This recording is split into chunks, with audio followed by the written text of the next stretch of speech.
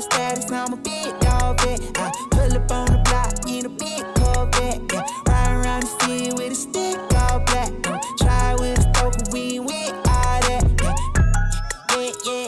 Yeah, I mean, SEC Media Days are typically, a circus, I think is the best way of putting it. You have thousands of media people there, all kind of jammed into, one ballroom or one hotel. It's been in the Winfrey in Hoover for many years, and it's just weird. It's wild. There's a lot going on. It's kind of chaotic energy.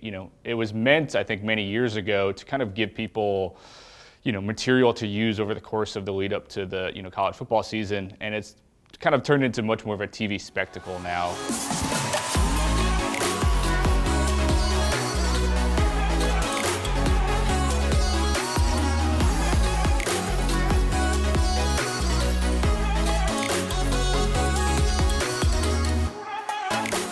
When Nick Saban and Alabama arrive, that's usually what the fans are waiting for the most. And so when they walk into that bottom area of the hotel, there's always a big group of Alabama fans there. You have the guy who's kind of become famous now, who wears like a championship ring on his head. You've got people that are just staking out, trying to get Saban autograph, trying to just get a little piece of I guess that Alabama magic.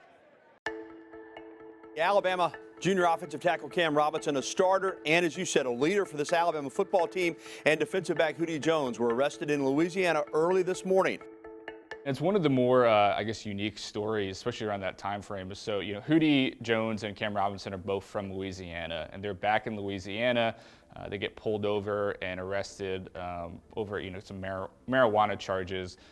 The charges were later dropped, but there was, a lot of attention around that case at the time. And I think there was a lot of questions about, what should or shouldn't Nick Saban do in terms of punishing those guys, which I think, led up to that, famous scene in SEC Media Days, when Nick Saban and Paul Finebaum have, a pretty fun confrontation. In some ways, you have this pressure to make this, big judgment, and there was that pressure to want to kick a player off the team.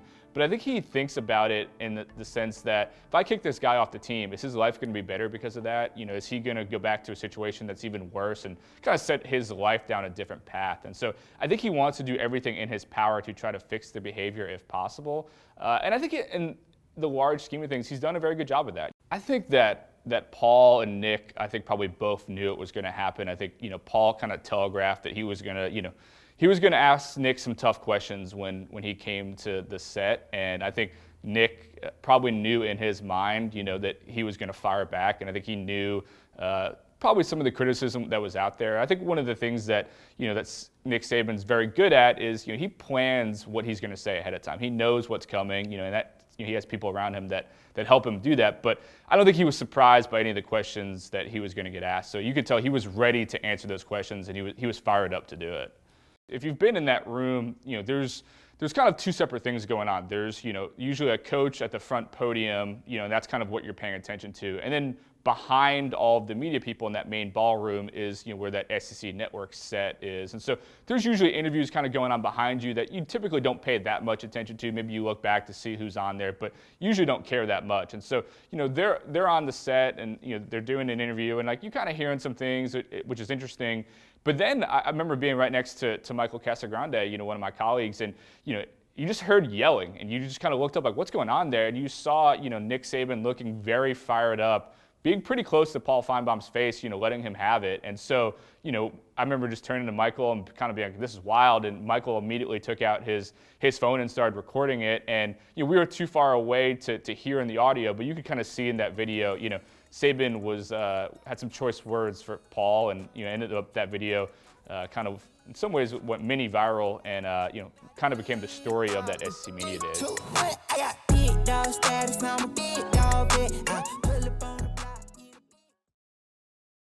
Medical Properties Trust, at the very heart of healthcare.